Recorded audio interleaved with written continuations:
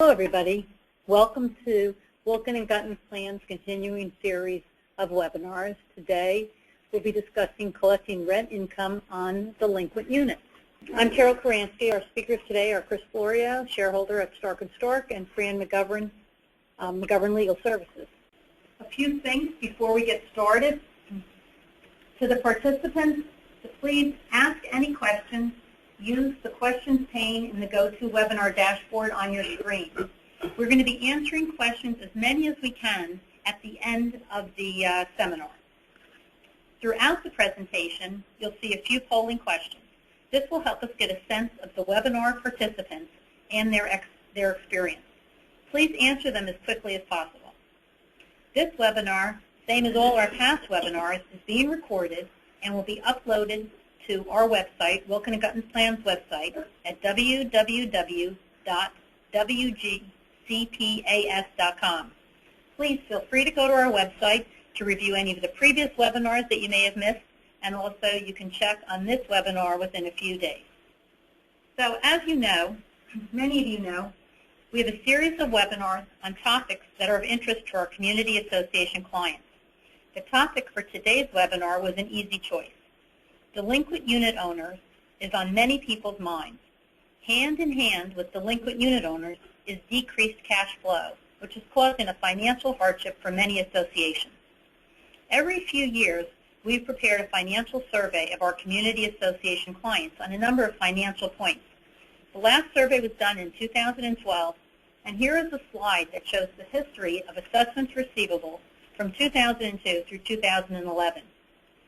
As you can see, assessments receivable have increased disproportionately over the last several years and has become a major problem to many associations. So before we get started, we want to just do a quick polling question so we can understand who exactly is in our audience to help us address your concerns the best. So if you can take a minute and answer the polling question that's showing up on your screen. Okay, and the results are, primarily we have property managers, about 47% property managers, 31% board members, and the remaining are other professionals. So hopefully we'll be able to address all of your concerns and any of your questions. So let's get started.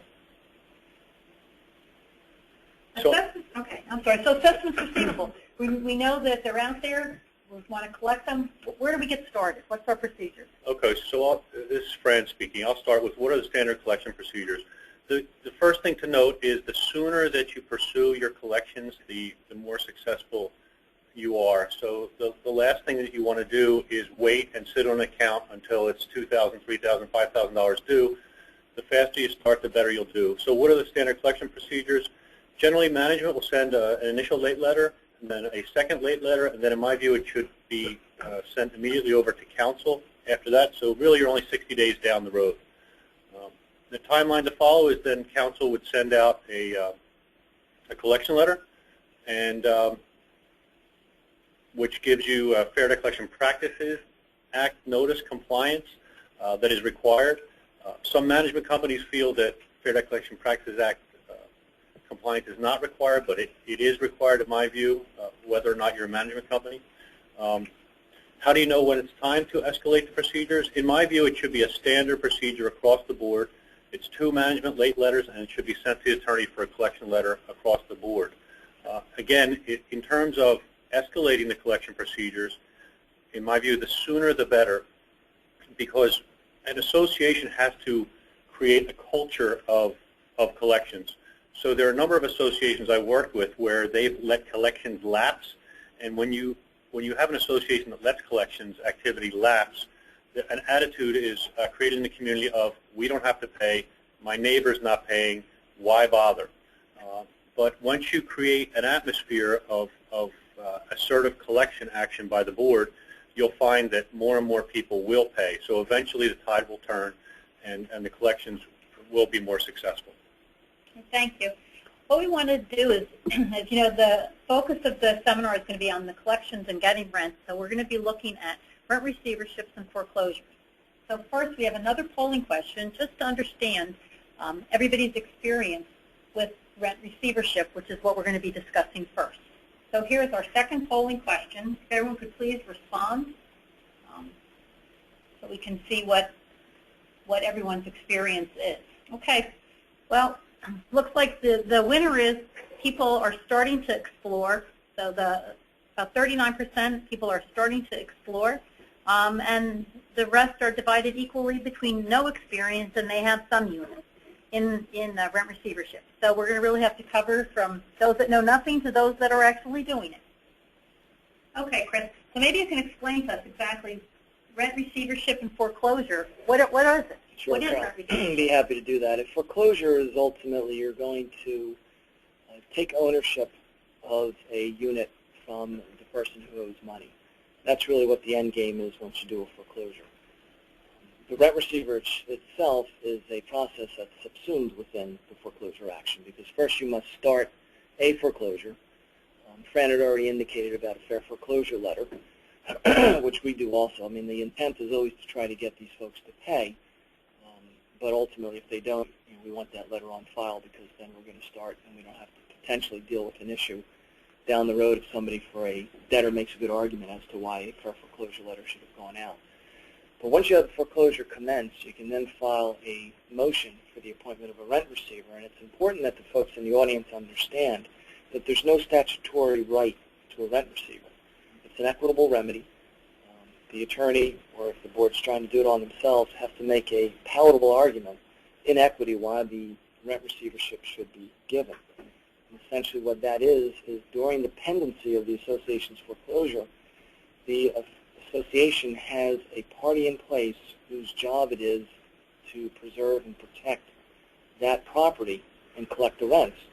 Essentially, without the association being an owner, it almost is a quasi-owner because it's responsible for everything that will take place within that unit during the pendency of the foreclosure. The issue about, and of course we're going to go into more detail as these slides go on, but when do you know that it's right? Let's first talk about when is a foreclosure right. I tell my clients that unless you're going to do one of two things, it's never right. One, if you're going to try to get a rent receiver, it's the right thing to do because it's frankly the only thing that you can get is via foreclosure. But if you're going to foreclose, you have to understand and be at that point that all you want to do is get that person out of the unit. It's non-producing. They're not paying. You may have already tried other options to get them out. And at the end of the road, you just want to have them removed and hopefully get somebody in there who's a paying customer, as we like to call them. So unless you have that mindset that you're going to move somebody out or want to try for a rent receiver, in my view, that's the only time that it's a right option.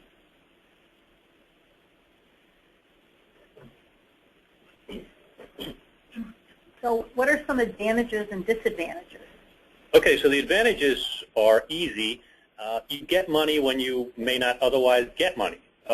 Usually when you go down the rent receivership road, and we have been very successful with rent receiverships, it's that the unit is totally underwater in that there's no equity in the unit.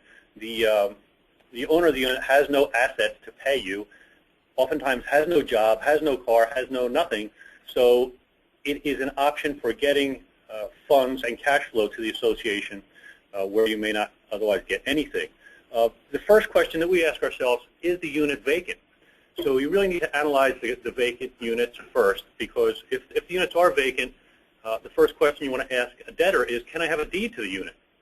And I can avoid the whole process of either a law division complaint or a chancery division complaint and possibly get a deed to the unit from the debtor in exchange for releasing their personal liability. If they give you a deed to the unit, you can rent it because you own it, you meaning the association. And then once you rent it, you can collect all of the money. There is no issue with a rent receiver or paying a commission or anything like that. The disadvantage is you need to know before you get involved with either a rent receivership situation or actually taking a deed to the unit, what is the condition of the unit. So we've had a couple of cases now, not many, but a couple, where the prior owner has trashed the unit. I was on the phone yesterday on a conference call where a former unit owner actually took an axe and chopped the entire unit apart, opened up the basement windows, broke the pipes in the basement, and let the water flow. So those types of cases, you generally have to be very cautious in getting involved in either a rent receivership or taking title to a unit, because from a cost-benefit standpoint, whether it's the association or the rent receiver, it's very unlikely that you will make enough money to break even and then actually pay off your debt. So you need to know the condition of the unit. When does it work best? It works best and cheapest when there is a vacant unit, and there are people who will give you deeds to the unit. It also works best when the mortgage companies are sleeping on their rights and are not active. The issue with the people who are on the call today who have not considered rent receivership, generally speaking, when you look at the rent receivership option, sooner the better. Always the sooner the better. Always the sooner the better. The reason for that is you're getting a rent receiver and possibly grabbing the rental proceeds only during the period when the bank is sitting on its foreclosure action. Even if you have a rent receiver, if the mortgage company comes in, completes their foreclosure, and goes to sheriff's sale, your rent receiver is over. You're not going to collect any more cash flow from that property, and you may not have had time to recover the amounts that you've invested in the unit or the rent receiver has invested in the unit to make it habitable. So speed is key. The other thing that is a major disadvantage today is many of the large banking institutions have gotten a wake-up call and hired serious counsel to oppose rent receiver motions.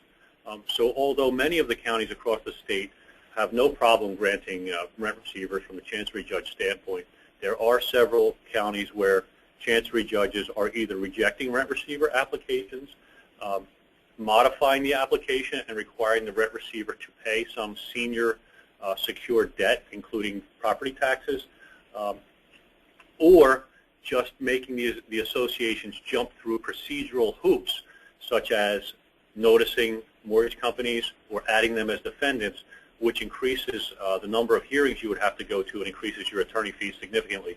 So really, when you're looking at rent receivers today with the banks coming in and opposing them in some cases, you really have to work closely with your counsel and decide how the cost-benefit is going to break down.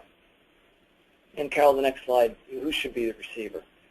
First, I'll tell you who should not be the receiver. The association itself should not try and become the receiver for a number of different reasons. In my view, the main one just being the inherent conflict that may occur.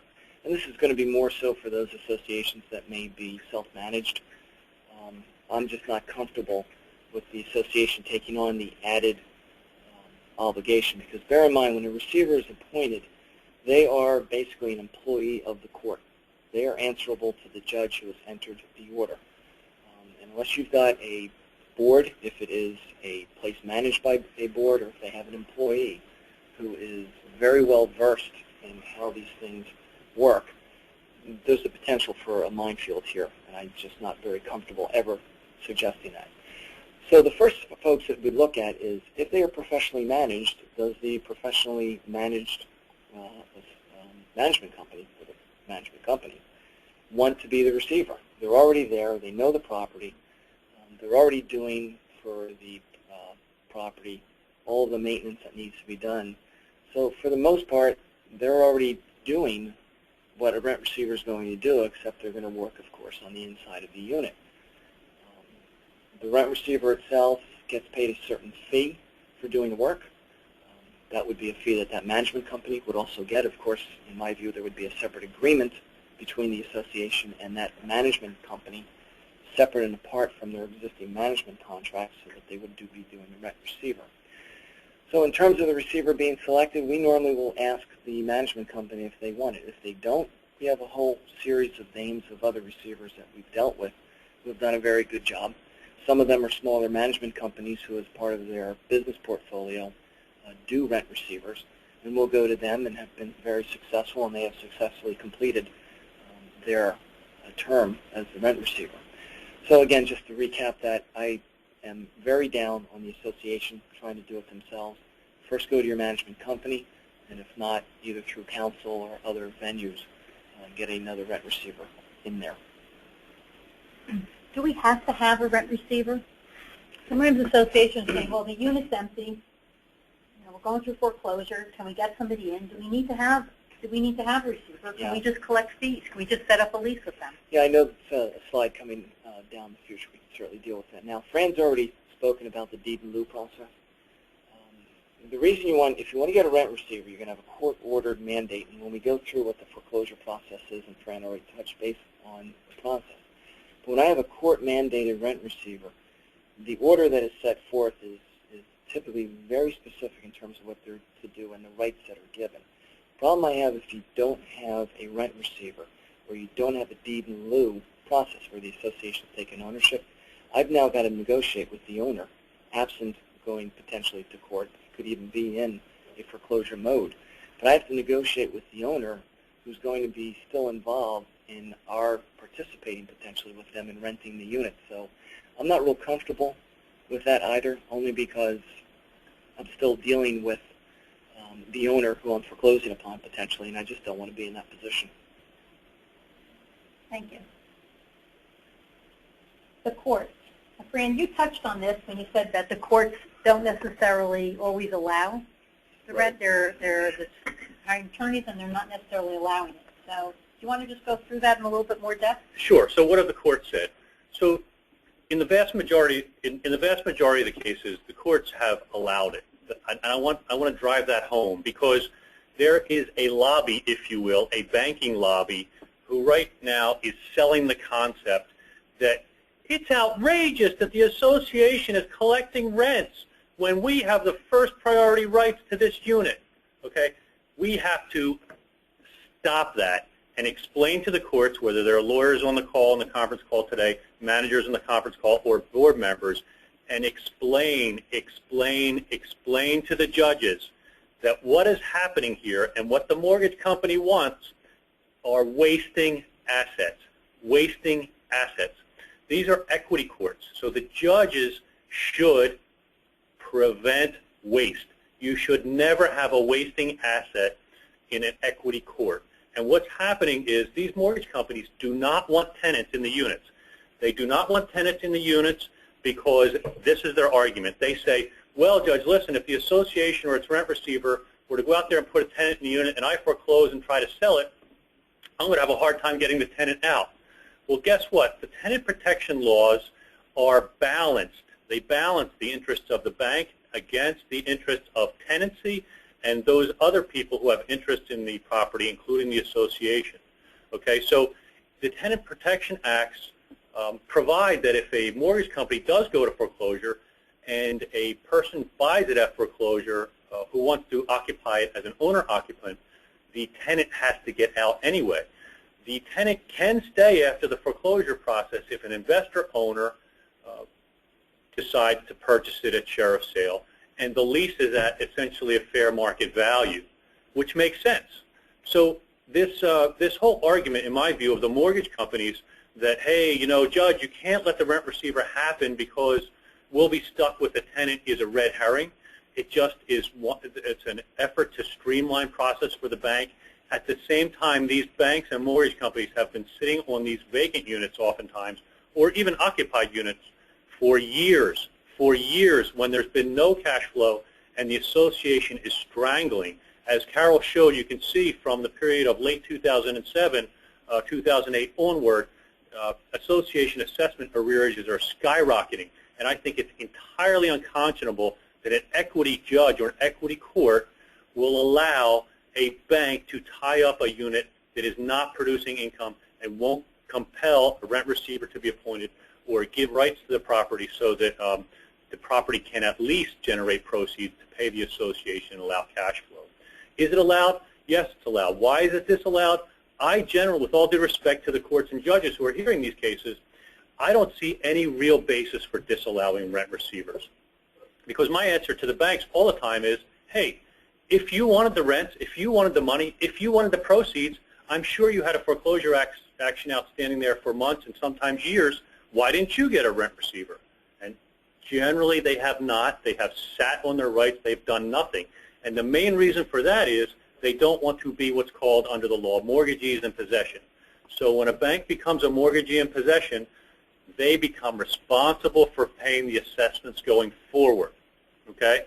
From the time they become mortgagees in possession, change the locks, put the stickers on the door, winterize the unit, etc. So these banks want to have their cake and eat it too. They don't want to be mortgagees in possession so that they have to pay the association fees, but at the same time they don't want the associations to put a tenant in there and collect the funds. So I think it's critical, whoever is on this call today, to make it clear to every judge, every court, every county representative that they're in front of, that it is a travesty to allow these non-paying, non-productive units not to pay fees to the association based on this argument by banks that somehow they should be entitled to the fees, or that there should be no tenant placed in the unit. So if we're going to do the rent receivership, what are some best practices that the association should be thinking about? Yeah, and just as a quick follow-up to what Fran indicated, our experience has been, for those in the audience who have either you're living in a condo there or managing condo, the following counties have been fairly good with granting rent receivers: Monmouth, Middlesex, Hudson, Essex, Camden, and Burlington. And Fran's absolutely right. It's an issue that, since it's just sitting there being non-productive, that we've got to get these judges to start seeing it our way. But the best practices, you absolutely want to have separate line items accounting for the rent receiver. The reason being as follows. You at some point, and I've yet to see it, but there's always the potential that the banks are going to wake up, as Fran alluded to, come in for what's called a disgorgement action. All right, that is, we're now going to not rest on our rights anymore, and we're going to ask the court for a rent receiver, take priority now over you, association, who have it. And oh, by the way, at the same time, we're going to ask the court for an order to have you, association, return all the money stuff. Well, of course, we want to, in the event, that's one instance that we've got to do that, you want to know where the dollars are. But more importantly, for the accountants at the end of the year who want to know where revenue's coming from, we want to be very specific because, and I know that you're going to talk a little bit about it, Carol, some tax implications. That's going to be important. And again, for the audience out there, bear in mind that you will have expenses here. You're going to pay your rent receiver on average about 10% of the monthly proceeds. Any repairs, any other type of bill that has to be paid, if it's water, if it's heat, that has to be paid out of those rents, and then the remainder or the net proceeds will go over to the association as revenue for it, and that revenue, I suppose, as we go down the pike here, is going to have to be reported as income. So clearly separate accounting so that your accountants can see where the revenue is coming from. Do you think it matters if the leases are monthly, annually? Do you think is that something to consider? Well, it is, and one of the things we've got to do as attorneys, and it's never foolproof, because we cannot, if we can, A, get the bank's attorneys to even pick up the phone and talk to us, and two, be honest as to where the banks are in their foreclosure. When we're looking at rent receivers, we're trying to figure out as best as we can how long are we going to be able to rent it for. I try and look at it 1 year as not a one and only timeline, but if I know I can rent it for at least a year, based on what I'm being told the bank's foreclosure process is in, it's going to be potentially worthwhile. So that's why it's important. We've got to get an idea of time frames so that I can decide, do I have to enter into a 6-month? Can I go month to month? Must I go month to month? Can I go a year? So important for us to try and figure that out so we can convey that to the client.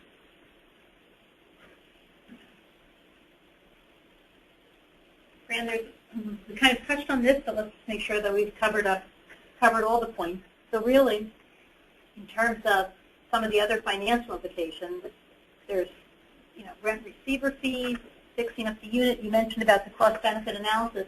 And some associations say, well, we don't want to own a unit. What are the costs of that? What are some of the things that other things that they need to think about? Well, the rent receiver fees are important, but it's not significant. They should not prevent any association from going forward with the rent receiver process. Generally, rent receiver looks for 10% off the top in terms of the gross, and he or she often these days is asking for between $750 and $1,000 up front, okay, as a fee, and then a percentage off the top. The reason they're starting to impose those $750 fees or $1,000 fees is too many associations, boards will say, hey, that's great, let's go down the rent receiver path. The rent receiver will go out there, do a bunch of things, and then pull the plug and say, you know what, we've decided not to do this. And the rent receiver has run around, done all kinds of things, and then he or she stands no chance of making any money because the association has gotten cold feet. So that's the rent receiver fees. Cost of fixing up the unit is a critical item, as I said before, in terms of getting in there and taking a look at the condition of the unit. In townhomes and condo associations, it's generally not a problem getting in to take a look at the unit, especially if it's vacant. The reason for that is the associations generally have the power under the governing documents to confirm that the unit is safe and it's not doing any damage to its adjacent units. So if there's a vacant unit, you can go in there to inspect plumbing, to inspect the water has been shut off, that there's no mold growing, etc. And at the same time, the association can say, hey, what is it going to look like to fix up the unit? In other cases where you can't get into the unit, sometimes it's as little as looking in the windows if you can in a vacant unit. Fixing up the unit, you want to do the bare minimum to make it habitable. And if you're in a town that has a CO requirement, the bare minimum to get a CO. I've run into one municipality recently who I think this is not appropriate, but they're being cute and saying, we will not give you a certificate of occupancy for renting the unit until the municipal taxes are paid in full. Okay? So at that point, you need to decide, again, from a cost-benefit standpoint, is it worth arguing with the municipality, or do you just pay whatever taxes are outstanding, get the CO, put a tenant in there, and roll forward? Because, again, speed is key here, because we're not going to own the unit forever.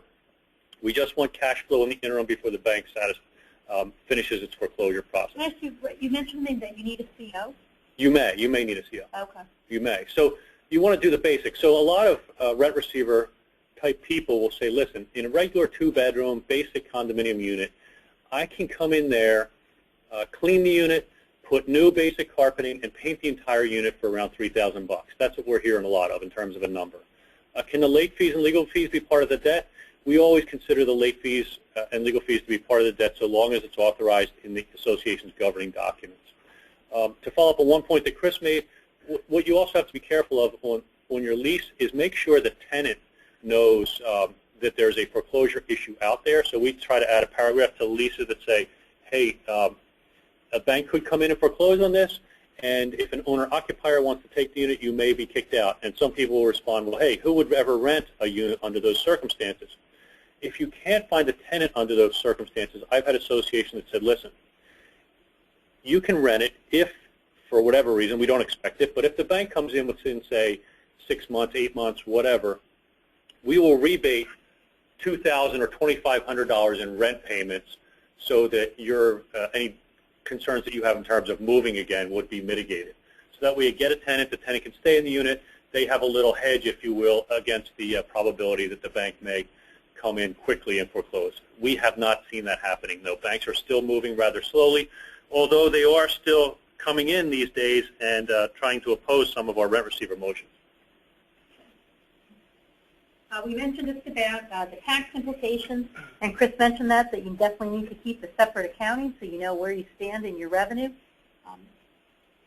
Because this is a relatively new area, there's not specific regulations on the taxability, but based on other guidance, we're comfortable that the position can really be made that any rent that's received up until the debt is recovered would really just be a recovery of debt and therefore would not be considered as taxable income. Once the rental income exceeds the amount of the unit owner's delinquency, well then it would be subject to tax. So it's important to keep it separate so that you know, and know that really there's not much federal tax implication until the debt has been recouped. Before we leave rent receivership, there are a couple of questions that are specific to the rent receiver, so we'll just maybe ask these and just get a couple of answers. First of all, we talked about who could be the rent receiver. Chris, I think you talked about that.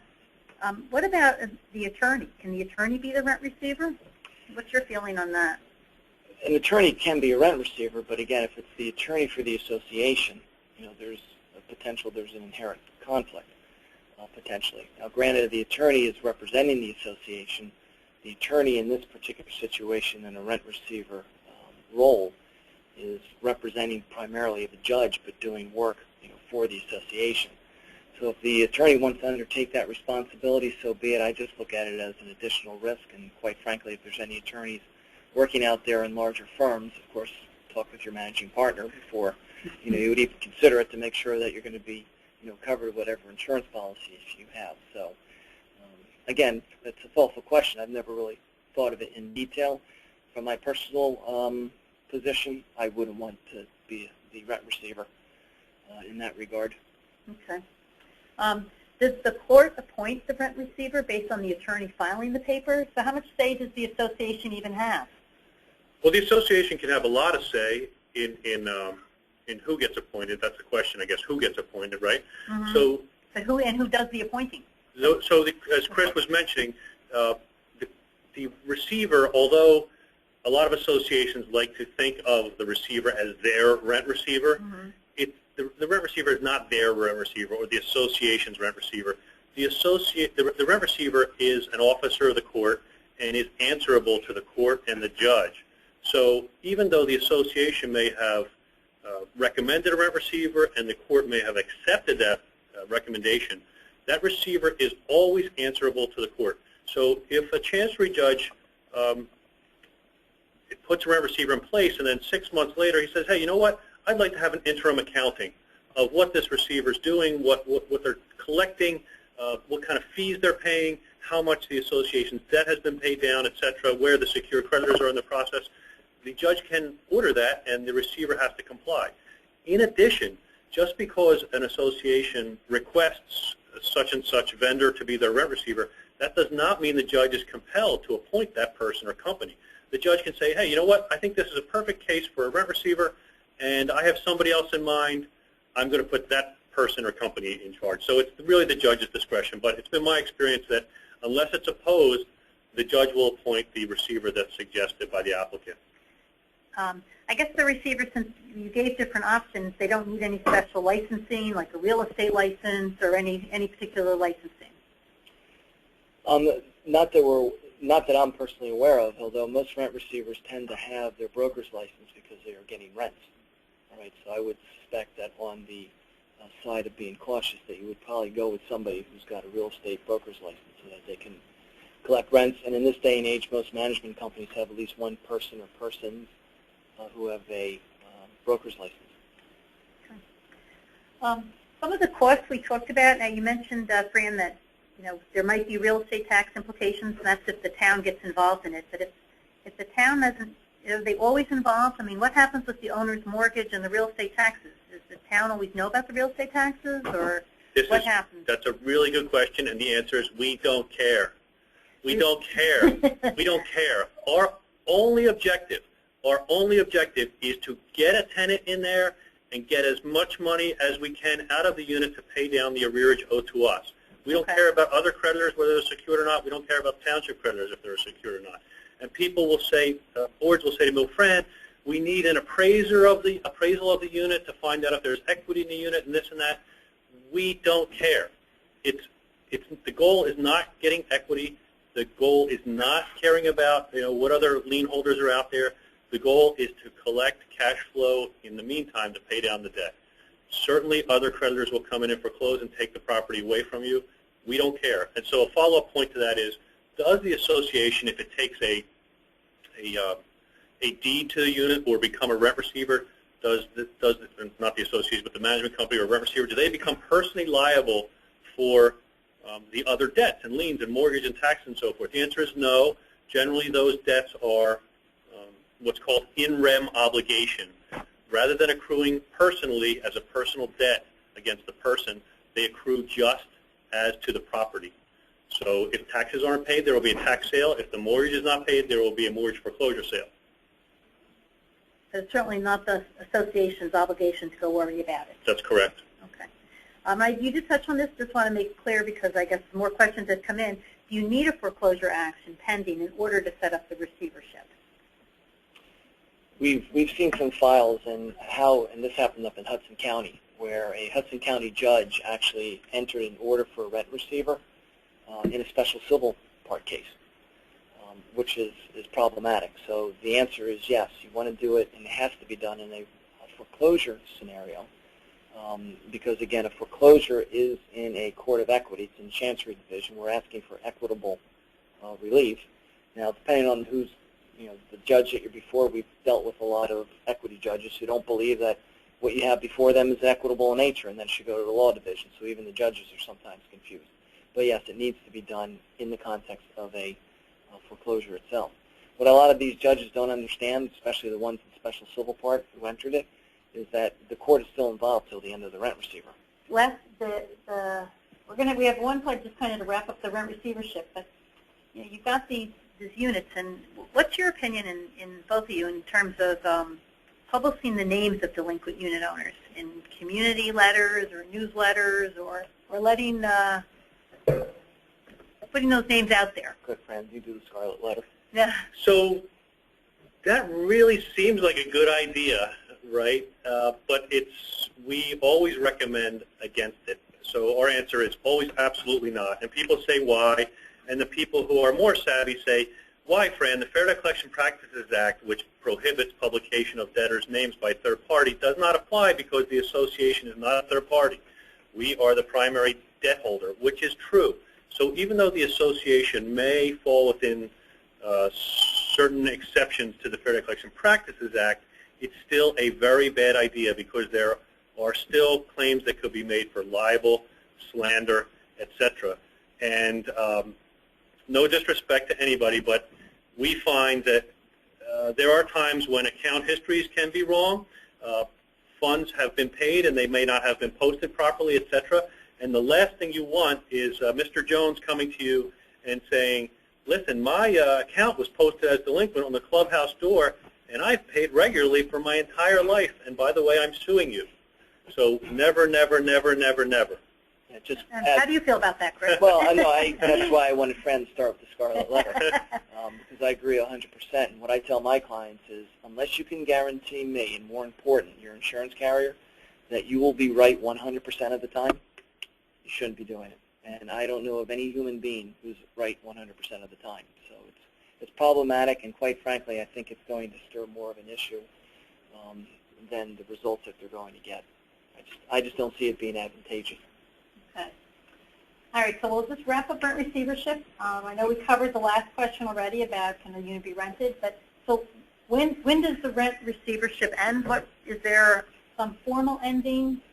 Yep, there is definitely an end date, and bear in mind, and we'll go back to the beginning when I had discussed about the actual foreclosure itself, that if you're at that point that you're either going to just try and move the person out or you're going to try and get a rent receiver, then the foreclosure is for you.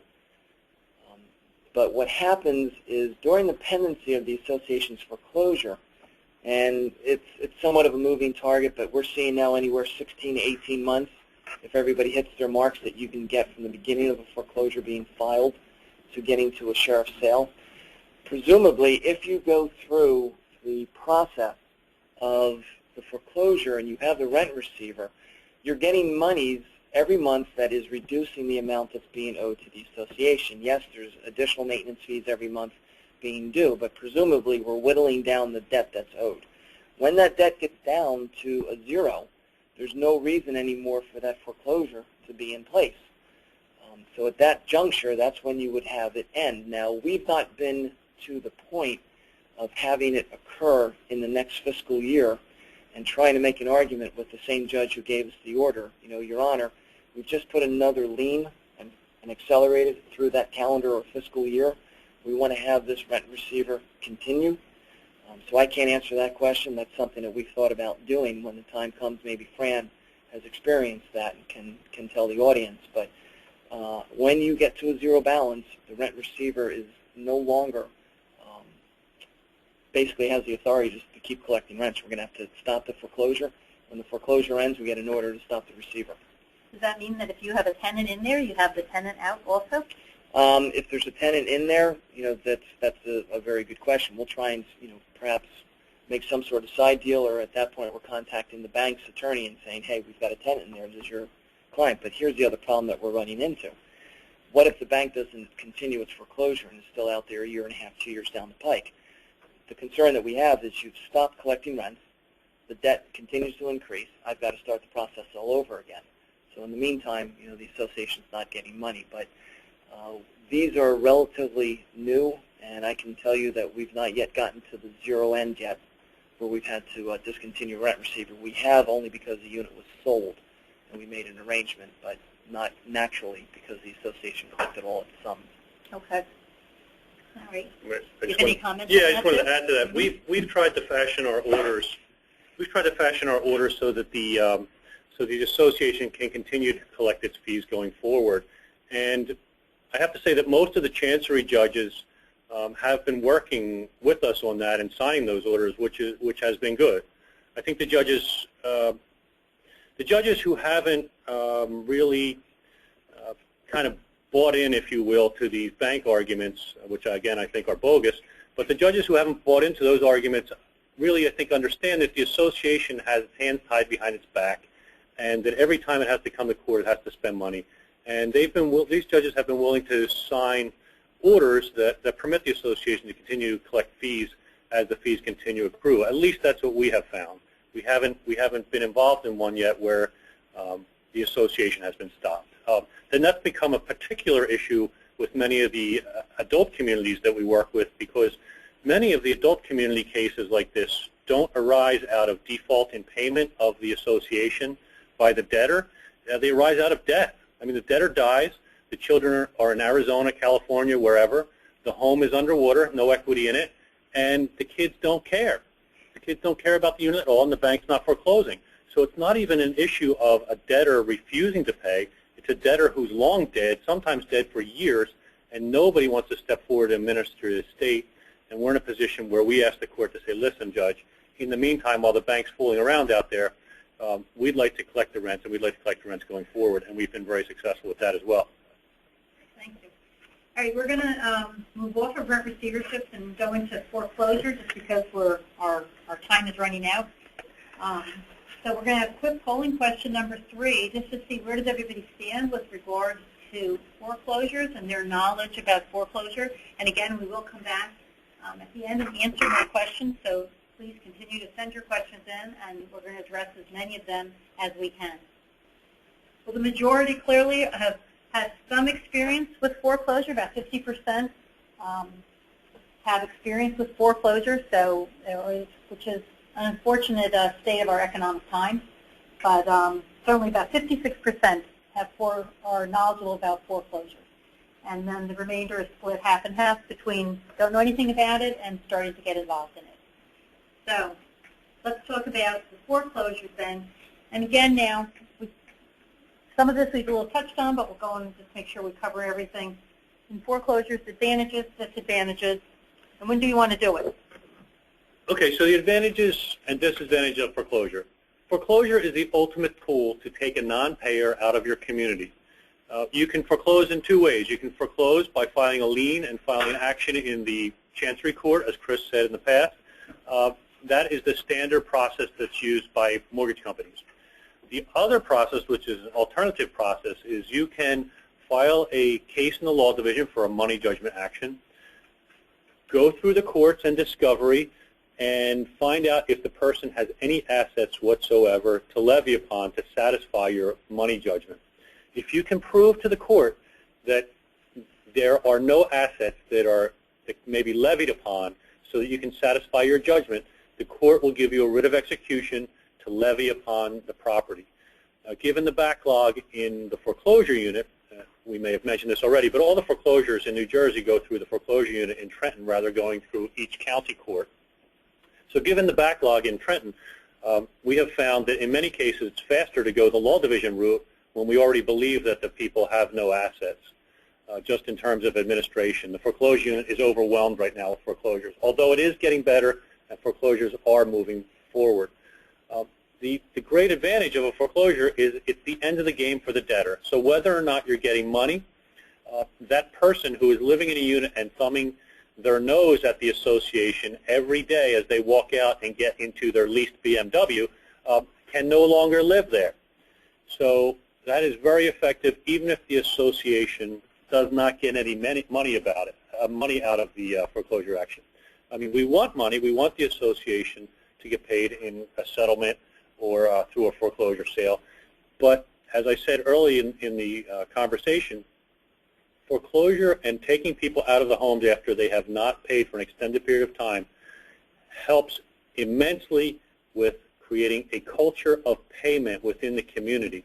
Because if people are left in their units and leaving their units every morning and thumbing their nose at their neighbors and board members, the culture will quickly break down into we don't have to pay.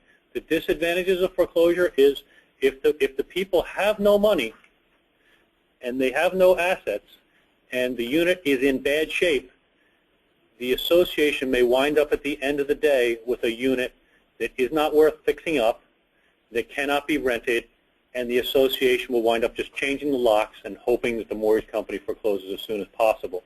Okay? So in that instance, the association is not going to get any money, will not have the opportunity to lease the unit, but instead will have paid attorney fees, and really the best advantage of it would be just getting the debtor out. When does it work the best? It works the best, honestly, in 2005. Okay, it works the best in 2005 because it works the best when people have equity in their homes. If you're foreclosing on somebody who has a lot of equity in their homes, they're going to buck up right away. So in 2005, 2006, and even in 2007, we were filing a lot of foreclosure complaints because as soon as we filed the foreclosure complaint, the people would pay to protect the equity in their homes. Straight foreclosures have not worked nearly as well since that time because people don't care if they have no equity in their homes.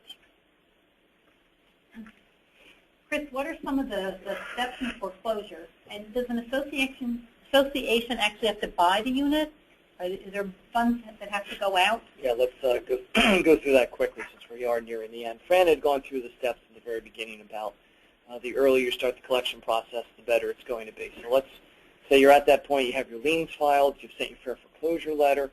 We're going to commence with the foreclosure complaint itself. That gets filed with the court. It gets served. It's a 35-day process once served for the debtor to answer. Otherwise, we then have a default that gets entered.